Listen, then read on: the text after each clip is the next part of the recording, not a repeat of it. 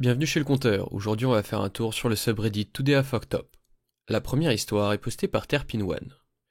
Aujourd'hui j'ai merdé en m'inscrivant par erreur à un programme de doctorat accéléré et détruisant ma vie par la même occasion. Il s'agit peut-être d'une gaffe avec une fin heureuse, mais c'est définitivement une gaffe quand même. J'ai pleuré de colère et de soulagement aujourd'hui. J'ai commencé mon doctorat en janvier et je m'y consacre corps et âme depuis. Au début, j'avais l'impression que la charge de travail était gérable, mais très vite dans le programme, tout s'est accéléré et les devoirs ont commencé à s'accumuler.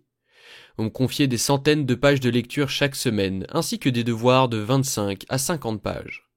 Je me disais que c'était juste l'école supérieure et qu'il était normal d'avoir autant de travail. Les professeurs nous avaient dit que nous devions nous attendre à 15-20 heures de travail par semaine pour chaque cours, ce qui semblait vraiment énorme, mais je ne le réalisais pas vraiment. La pression a vraiment commencé à devenir insupportable à partir du deuxième trimestre. Je prenais du retard dans mon travail et je n'étais même plus en mesure d'effectuer ne serait-ce qu'une tâche ménagère.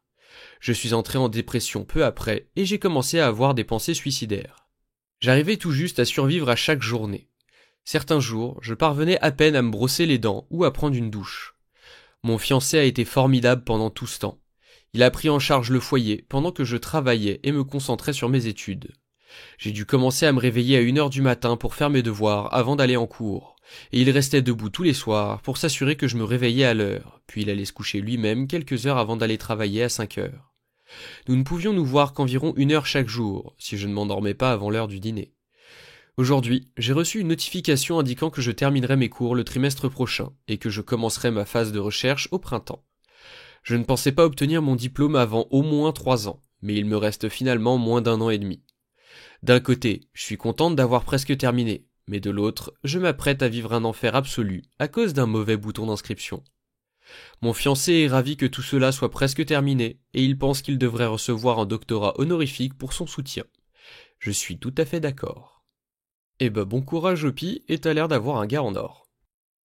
La deuxième histoire est postée par Chips Aremo. Aujourd'hui j'ai merdé, j'ai offert à ma mère un vibromasseur que je pensais être un masseur pour le dos. Ok. Donc moi, une fille de 15 ans, j'organise un Secret Santa avec ma famille chaque année. Cette année, j'ai tiré au sort ma mère. Nous avons écrit les choses que nous voulions sur nos listes, et ma mère a mis un masseur de dos. En gros, c'est un truc qui a la forme d'un pistolet et qui exerce une pression intense pour masser les tissus en profondeur. J'en ai trouvé un sur Amazon, et j'étais plutôt contente car il n'était pas cher. J'ai donc passé ma commande, et je pense que c'est là que j'ai merdé. Lorsque j'ai reçu le cadeau, je n'ai pas ouvert la boîte dans laquelle il était livré. Je l'ai directement emballé. Aujourd'hui, jour de Noël avec ma famille, nous nous offrons nos cadeaux. Ma mère ouvre le sien et voit le carton Amazon. Elle ouvre la boîte et à l'intérieur se trouve un vibromasseur. Elle me regarde et nous éclatons tous de rire. Mes sœurs et mon père ont continué à en rire toute la soirée alors que j'étais véritablement en état de choc. Je me suis expliqué et ils ont compris. J'ai été remboursé car ce n'était absolument pas ce que j'avais commandé. Personne n'est en colère, mais je suis horriblement gêné. Imaginez offrir un sextoy à un de vos parents. Ugh. La dernière histoire est postée par Severus Snap. Aujourd'hui j'ai merdé en donnant du LSD à toute ma famille sans m'en rendre compte. En réalité, c'est arrivé il y a quelques semaines, à Thanksgiving. Mon petit ami et moi avions récemment emménagé ensemble dans un endroit plus grand, avec quelques chambres d'amis et une grande cuisine. Pour fêter ça, nous avions décidé d'organiser Thanksgiving chez nous cette année. Habituellement, tous les repas de famille ont lieu chez ma tante, mais ayant récemment divorcé, celle-ci avait dû revendre sa maison. Cette année, nous voulions inviter le maximum de personnes, puisqu'en 2020, nous n'avions pu réunir que mes parents et la mère de mon petit ami. Nous avions donc invité mes parents, la mère de mon petit ami, 3 de mes tantes, 2 oncles et 6 cousins, tous âgés de 10 à 19 ans. Nous avions tout préparé pendant les 2 jours précédant Thanksgiving et pratiquement tout fait nous-mêmes, à l'exception de quelques amuse-gueules. Je m'étais récemment mis à la pâtisserie, alors pour régaler les plus âgés, j'avais fait des bonbons avec une petite dose, 10 mg, de THC. Nous avions dîné tôt, vers 16h, et tous les enfants étaient partis jouer dans la salle multimédia à un jeu de course sur PlayStation. Une fois que tout le monde eut fini de manger, nous avons demandé aux adultes s'ils voulaient participer à mon expérience comestible, et, étant une famille californienne assez habituée au cannabis, tout le monde a accepté. Nous avons pris nos bonbons et avons attendu environ 1 heure. Puisque personne ne ressentait rien, nous avons décidé d'en prendre un deuxième. Je me suis rendu à l'évidence, la faible quantité que nous venions de consommer, couplée à mes piètres talents de cuisinière, avait fait capoter mon expérience. J'ai été chercher dans le réfrigérateur le pot de bonbons que j'avais acheté quelques mois auparavant dans un dispensaire. Les bonbons étaient bien là, mais ils étaient dans un sac en plastique au lieu d'un pot.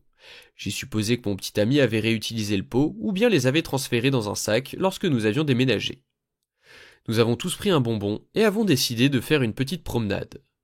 Mon petit ami est resté à la maison pour surveiller les enfants. Nous sommes partis vers 5h20 et avons commencé à ressentir les effets des bonbons environ 15 minutes après le début de la promenade. Le ciel semblait avoir une nuance d'orange plus vive après le coucher du soleil et certains d'entre nous ont eu un fou rire. Environ 30 minutes après avoir quitté la maison, j'ai reçu un appel de mon petit ami qui avait l'air très nerveux et m'a demandé « Tu as pris ces bonbons dans le pot ou dans le sachet ?» Je lui ai dit le sachet et j'ai entendu un gros soupir en réponse. C'est alors que j'ai compris. Nous avions mangé les bonbons du dispensaire avec des amis le soir de notre déménagement. Nous avions beaucoup bu ce soir-là et j'avais complètement oublié. Ces bonbons que nous venions de manger étaient des bonbons au LSD, vieux de 2 à 3 ans, que nous avions achetés pour un festival de musique en 2018. Mon petit ami n'a pas eu besoin de dire quoi que ce soit pour que je réalise l'énormité de la connerie que j'avais faite. Je lui ai dit de rester calme et de ne pas laisser les enfants quitter la salle multimédia avant notre retour à la maison. Il a caché les bonbons restants dans notre chambre et j'ai dit à ma famille que nous devions rentrer. Les 20-30 minutes qui ont suivi notre retour à pied ont été remplies de fous rires et de nombreux arrêts pour examiner les lumières de Noël, les boîtes aux lettres et les arbres qui semblaient nous fasciner bien plus que d'ordinaire. De mon côté, je faisais de mon mieux pour trouver comment dire à mes parents, tante, oncle et bientôt belle-mère, qu'au lieu d'une petite dose d'herbe qu'ils connaissaient tous et à laquelle ils étaient habitués, ils allaient vivre une expérience de 8 à 10 heures avec cette bonne vieille Lucie. J'ai décidé d'attendre que nous soyons à la maison, au cas où l'un d'entre eux paniquerait. Nous sommes arrivés à la maison, et tous les membres de la famille étaient morts de rire aux blagues et aux imitations de chacun. J'ai demandé conseil à mon petit ami, mais il semblait accablé et voulait juste aller s'allonger un peu. Mon cousin de 19 ans a dit qu'il garderait les enfants, alors je suis retourné à l'étage pour rejoindre ma famille.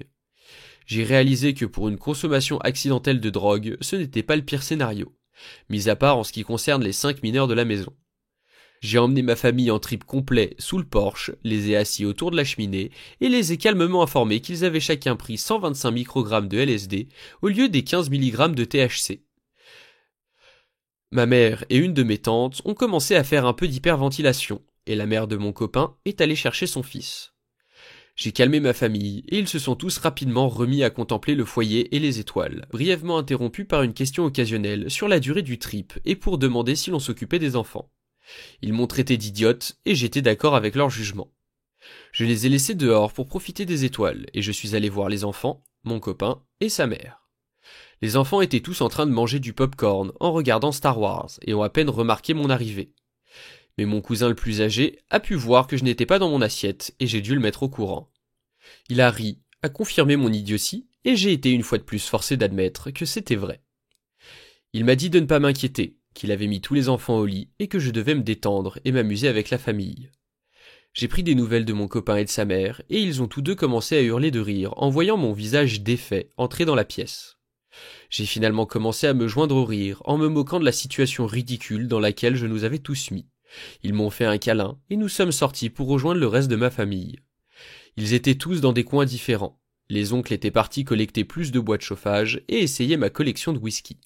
Les tantes et ma mère s'écoutaient attentivement raconter des histoires et fixaient leur verre de vin. L'une d'elles jouait à Candy Crush et avait un énorme sourire sur le visage. Mon copain est venu s'asseoir avec moi sur un canapé et sa mère a rejoint mes tantes. Les heures qui ont suivi ont été aussi merveilleuses que la plus belle des réunions de famille jamais vécues dans l'histoire.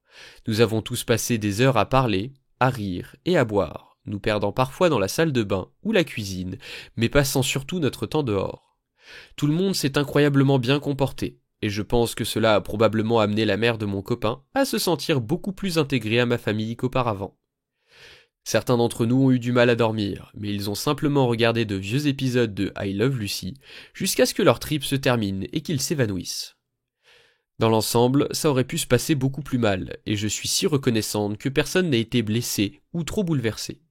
Je pense que l'acide avait perdu un peu de sa puissance, ce qui a certainement joué en notre faveur cette fois-ci. Le lendemain matin, les enfants ont préparé le petit déjeuner pour tout le monde et ont absolument saccagé la cuisine, mais cela ne m'a pas dérangé. Nous avons pris le petit déjeuner et j'ai reçu quelques railleries supplémentaires de ma famille qui m'a informé qu'elle ne consommerait pas de bonbons à Noël, mais c'était bon enfant.